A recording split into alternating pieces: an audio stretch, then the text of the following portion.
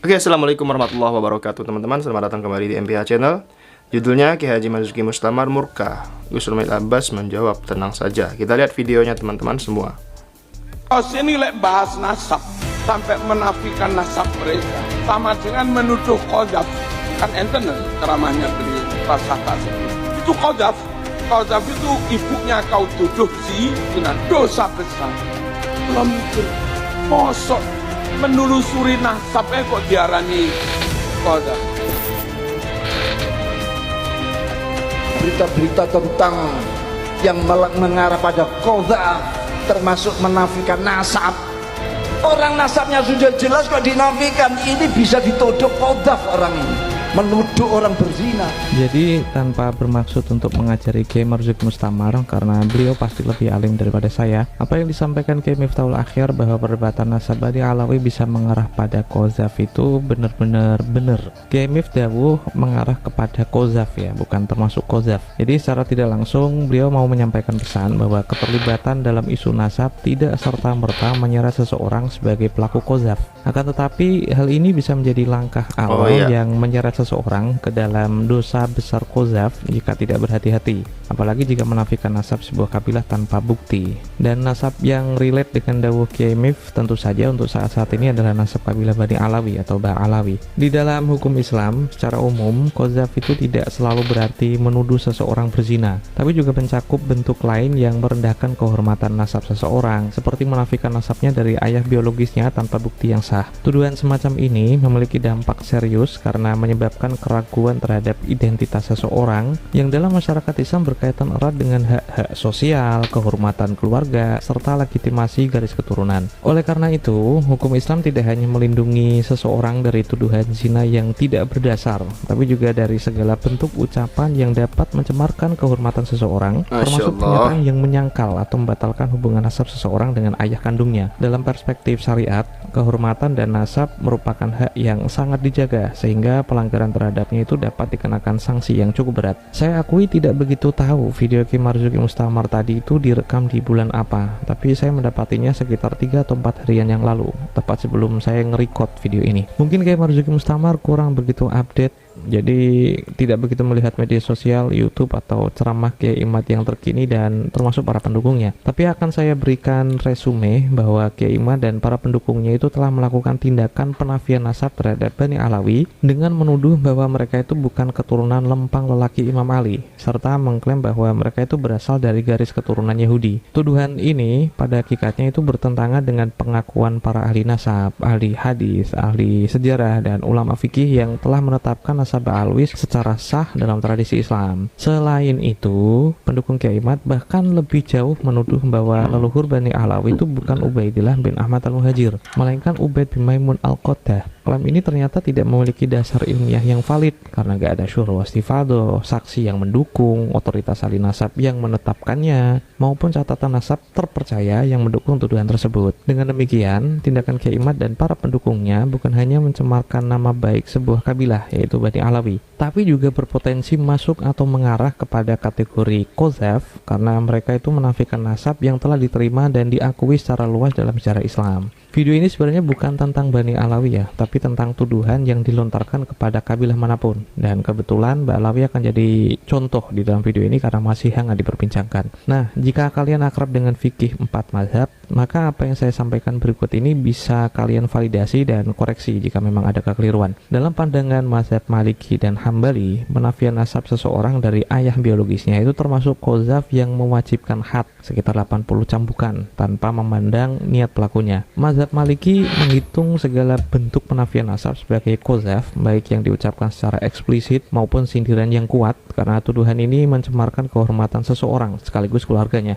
Dalam kitab fikih mereka disebutkan bahwa seseorang yang menafikan nasab orang lain dari ayahnya dianggap telah mencemarkan kesucian ibunya secara tersirat. Jadi hukumannya itu setara dengan tuduhan zina. Sementara itu, mazhab Hambali memiliki pendekatan yang sedikit agak mirip tapi dengan syarat tambahan, yaitu penafian penafian nasab harus dilakukan dalam konteks penghinaan atau celaan agar bisa dikenai had qadzaf. Jika seseorang berkata bahwa nasab seseorang terputus dari ayahnya tanpa ada unsur celaan atau maksud untuk merendahkan, maka ia tidak dikenai had, tapi hanya hukuman takzir yang ditentukan oleh hakim. Takzir itu semacam hukuman yang di bawah had. Di sisi lain, mazhab Hanafi dan Syafi'i itu tidak serta-merta menghitung penafian nasab sebagai qadzaf yang mewajibkan had, kecuali jika disertai niat eksplisit untuk merendahkan atau mencemarkan kehormatan korban. Mazhab Hanafi secara umum tidak menganggap penafian nasab sebagai qadzaf yang mewajibkan had, karena mereka itu berpegang pada prinsip bahwa hanya tuduhan zina secara langsung yang dapat dikenai had, sementara penafian nasab masih memiliki kemungkinan tafsir yang lain. Oleh karena itu, penafian nasab seseorang dari ayahnya hanya dikenai hukuman takzir. Mazhab Syafi'i memiliki pandangan serupa dengan mazhab Hanafi, tapi jika pelaku secara eksplisit mengakui bahwa dia bermaksud menuduh orang tersebut sebagai anak zina, maka had qadzaf dapat diberlakukan. Dan dengan demikian, dalam mazhab Hanafi dan Syafi'i, penafian nasab baru dianggap sebagai qadzaf jika pelaku berniat mencela atau menistakan korban. Sedangkan dalam mazhab Maliki dan Hambali, penafian nasab secara umum sudah cukup untuk menetapkan had qadzaf, terutama jika ada unsur celaan. Nah, itulah pesan utuh yang saya tangkap dari nasihat Kiai Miftahul Akhyar.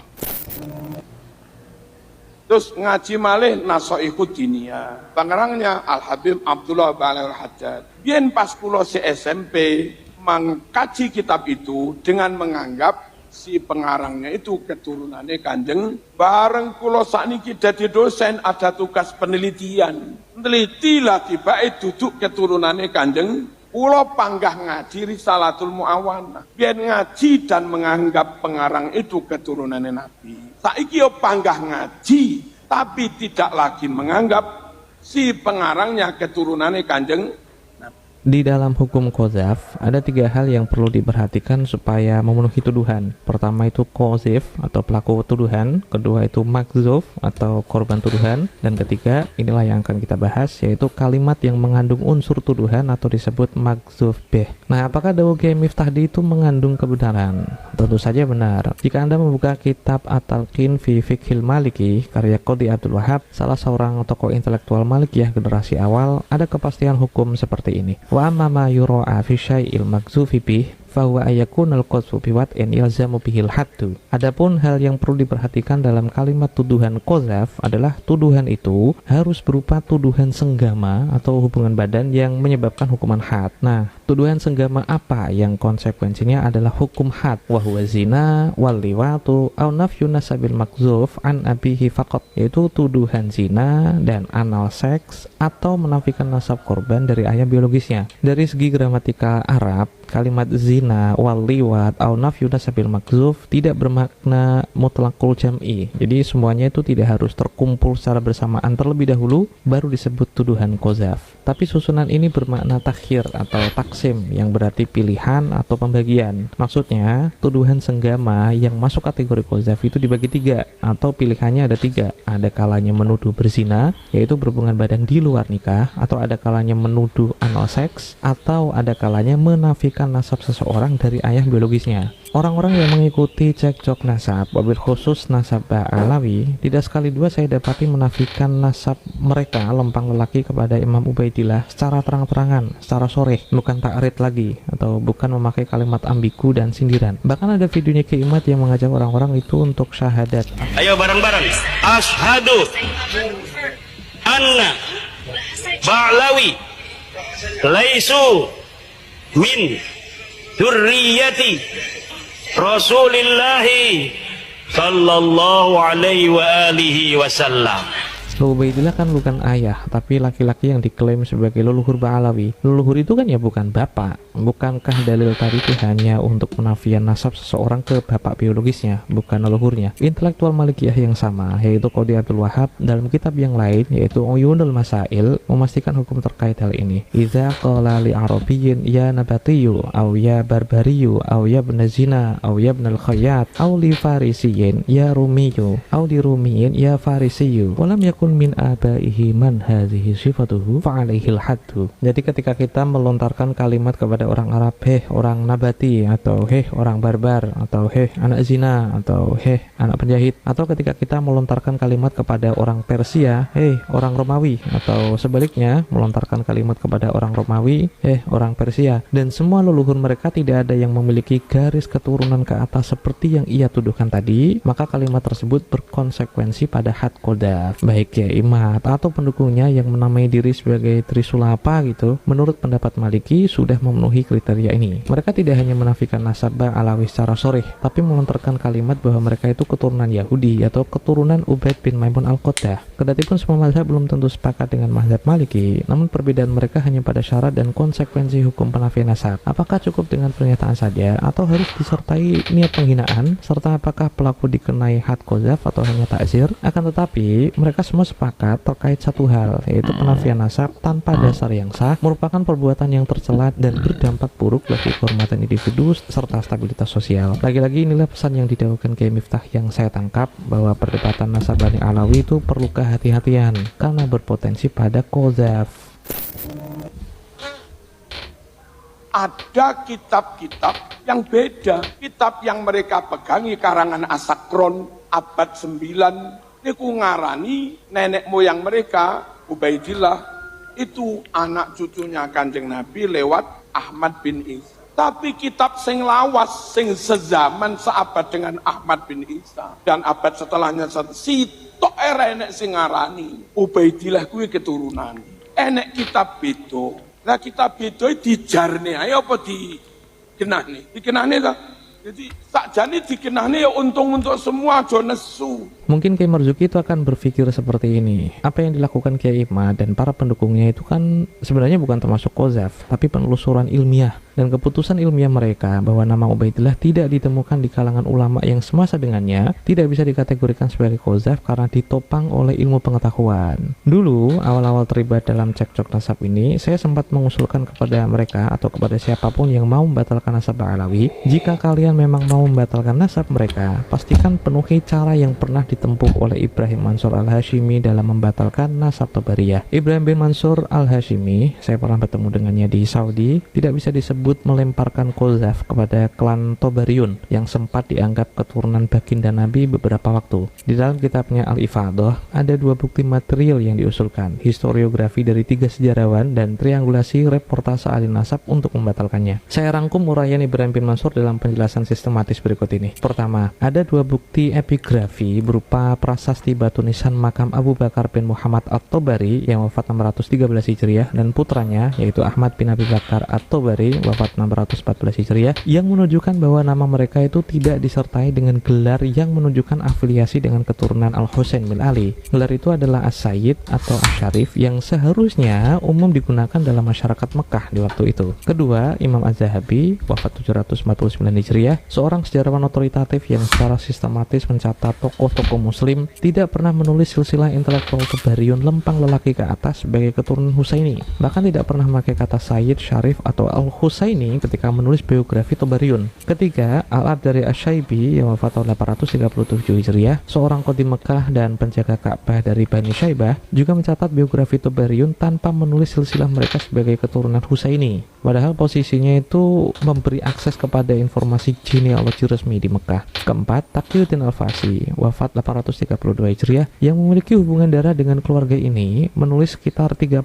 anggota Tobariyun, tapi nggak pernah sekalipun menulis nasab mereka sampai ke Imam Husain. Kelima, dan ini adalah bayinah yang saya sebut dengan bayinah sorihah, ternyata usut punya usut. Pada abad ke-9 Hijriah, ada salah satu Tobariyun yang mencangkokkan nasab Abdul Hadi At-Tobari yang awalnya ditulis mentok sampai Muhammad bin Ibrahim saja. Kemudian nama ini dipanjangkan sampai Abdul Wahid bin Husain bin Ali bin Abi Thalib. Penambahan nama ini berdasarkan manuskrip yang ditulis oleh Muhammad bin Muhib dan Muhib sendiri. Kenapa nama Abdul Wahid bin Husain bin Ali bin Abi Thalib ini problematik. Satu, semua ahli nasab sepakat bahwa Imam Husain bin Ali tidak memiliki anak bernama Abdul Wahid. Kedua, Imam Husain sewaktu masih hidup mendapati anak-anaknya wafat dalam kondisi masih kecil dan remaja. Dua anak Imam Husain yang ikut wafat dalam peristiwa Karbala adalah Ali Al-Akbar dan Abdullah bin Husain. Ketiga, semua ahli nasab sepakat secara ijma bahwa keturunan Imam Husain yang melanjutkan itrohnya cuma satu, yaitu Imam Ali Al-Asghar yang dikenal dengan Imam Ali Zainal Abidin. Dan semua keturunan baginda Nabi lewat Imam Husain hanya sah jika dia adalah keturunan Imam Ali Zainal Abidin bin Imam Husain seorang. An-Nasabah Abu Nasr Al-Bukhari, generasi awal ahli nasab, berkata, semua Husainiyin di muka bumi ini hanya dari satu orang saja, yaitu dari Imam Ali Zainal Abidin bin Husain. Dan dari semua dalil ini, maka dipastikan bahwa Tabariyun memiliki suhroh yang baru dan dibuat abad belakangan. Coba bandingkan dengan semua argumentasi Kiai Imad dan para pendukungnya, jomplang banget. Apalagi ada tuduhan bahwa leluhur asli Bani Alawi adalah Ubaid bin Maimun Al-Qaddah. Pertama, tidak ada dalil syuhroh istifadah bahwa Ubaid bin Maimun Al-Qaddah menurunkan kabilah di Hadramaut bernama kabilah Bani Alawi. Kedua, tidak ada persaksian dari sejarawan bahwa Bani Alawi punya keterkaitan nasab dengan Ubaid bin Maimun Al-Qaddah. Jangankan keterkaitan nasab, keterkaitan sejarah saja nggak ada.